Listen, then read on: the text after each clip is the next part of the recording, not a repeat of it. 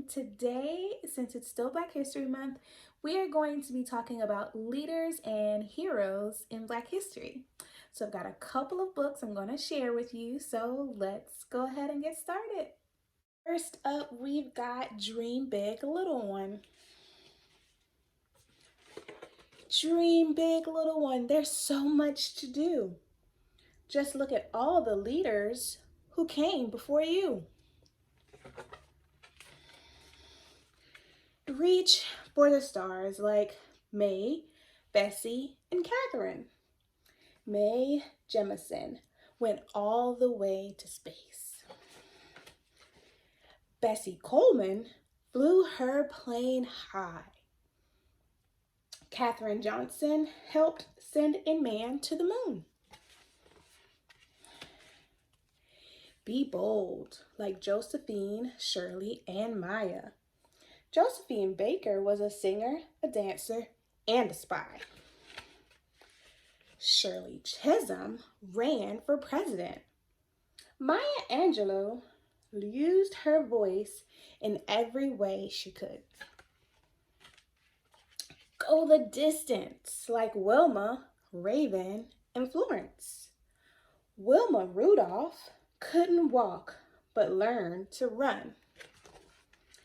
Raven Wilkinson danced all around the world.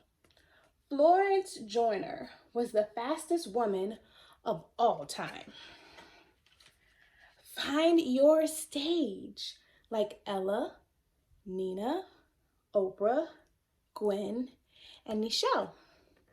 Ella Fitzgerald was the first lady of jazz. Nina Simone had a style all her own. Oprah Winfrey shined her light on others. Gwen Ifill reported the truth. Nichelle Nichols checked through the stars on TV. Express your creativity like Alma, Augusta, Octavia, and Julie. Alma Woodsey Thomas painted her whole life and became a star at 80. Augusta Savage sculpted toys when she had none. Octavia E. Butler created magical worlds. Julie Dash shared untold stories in the movies she made. Wherever you go, whatever you do, be bold and dream big. The world is waiting for you. The end. So that was a great book about some amazing leaders. All right, so in the Little Legends, Exceptional Men in Black History, I think we'll focus on Frederick Douglass and John Lewis. Frederick Douglass. He was born on an enslaved plantation in Maryland. He was separated from his mother as a baby. He understood that he was seen and treated as property. When he was 8 years old, he was sent to work for someone whose wife taught him how to read.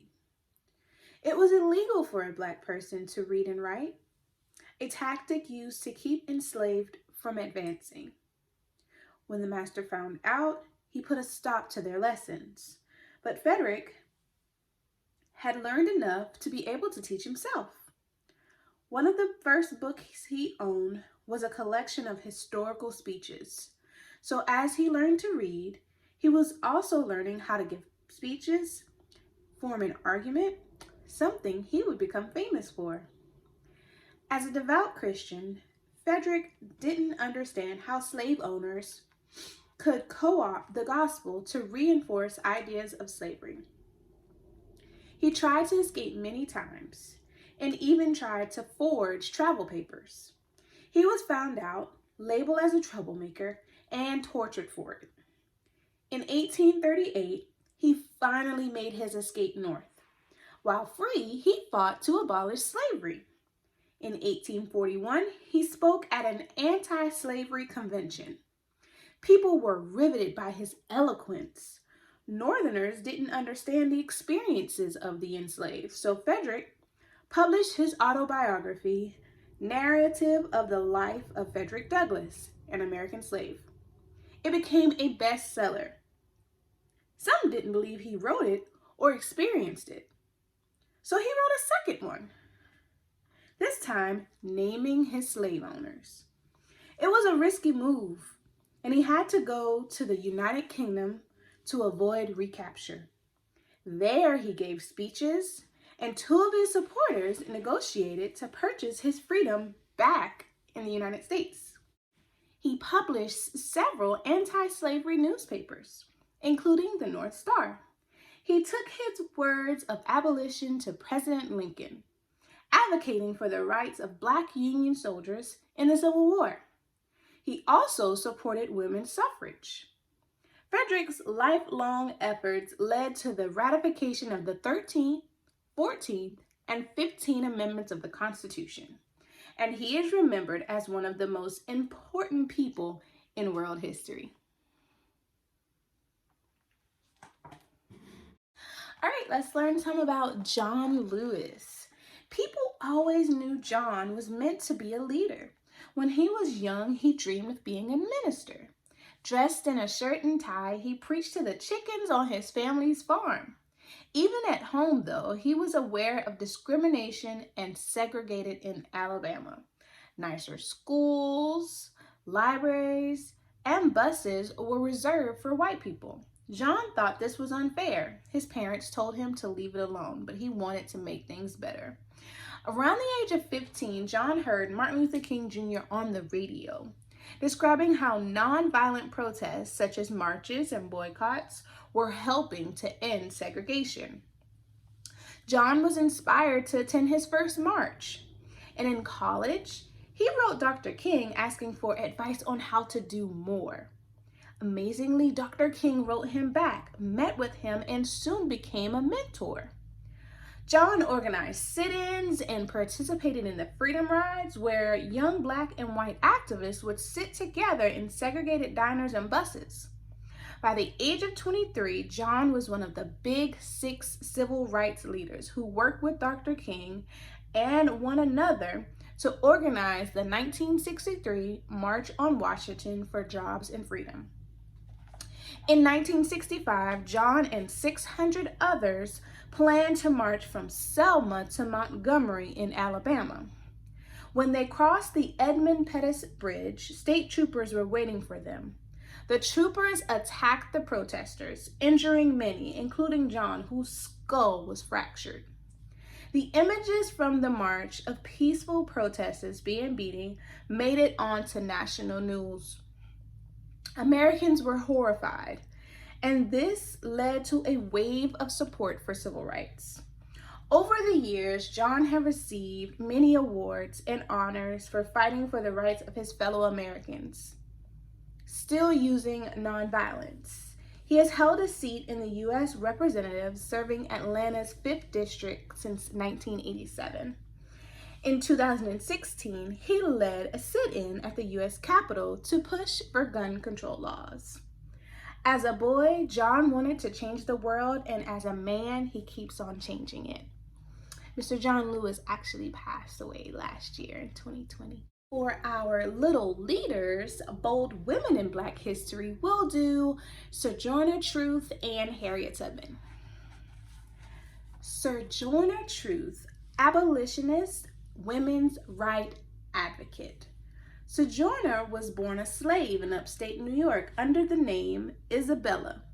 Under the state's Gradual Emancipation Act, she was due for her freedom in 1827.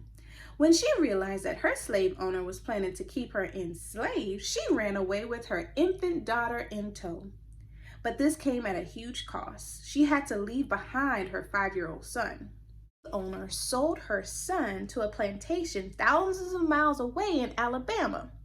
Meanwhile, she remained hiding in New York until her freedom was official. So when the coast was clear, Sojourner filed a court case saying that her son had been sold illegally. She was one of the first Black women to file a court case in America.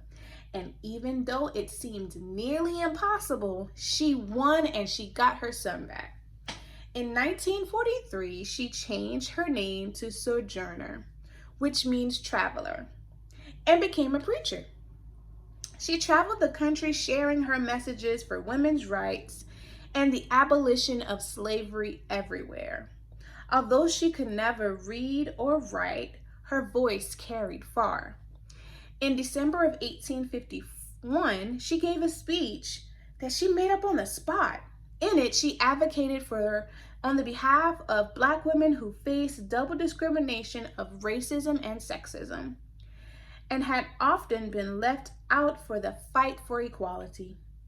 The speech is known by its most famous refrain, "Ain't I a woman?"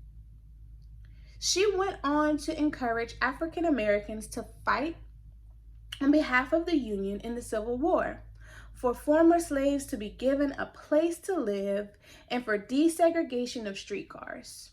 She was an agitator and fierce activist for equality. Next up, Harriet Tubman. Abolitionist, nurse, scout, and spy. One of 9 children, Harriet was born into slavery under the name Araminta Harriet Ross. Both her parents were West Africans, hailing from the Ashanti warrior people. While many of her siblings were sold and traded to distant plantations, one good fortune Harriet had was to remain united with her parents throughout her youth. When she was 15, Harriet was accidentally hit in the head with an iron weight and fell into a coma for 3 days. Her brain injury resulted in narcolepsy, a permanent disorder that caused her to fall asleep at random times.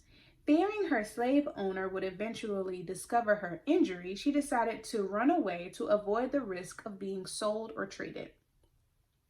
After escaping to freedom in 1849, Harriet could have stayed in the North. But now she knew it was possible to escape. She wanted to return for her family and anyone else she could rescue. Over the course of 11 years, she returned to the South 13 times and led more than 70 men, women, and children to freedom and safety via the secret system called the Underground Railroad. Known as the conductor, Harriet never lost a passenger on her journeys. Even though it was dangerous, Harriet continually put her life at risk to save others. It wasn't the last time. During the Civil War, Harriet served as an army nurse, and she went undercover as a spy for the North. Harriet was always looking up to people. What very little she had, she gave to others. She lived in poverty for most of her life and donated her time, money, and property to people in need. In 2016, the U.S. Treasury announced a historic proposal to change the $20 bill. It would replace the longtime face of it, Andrew Jackson, with Harriet, making her the first woman on the front of U.S. paper currency. Hope you've had a good time today learning about some leaders and heroes within Black history. And just a reminder, these books are all available for checkout at the library if you are wanting to learn more. As always, it's been a pleasure. Have a great day. Bye.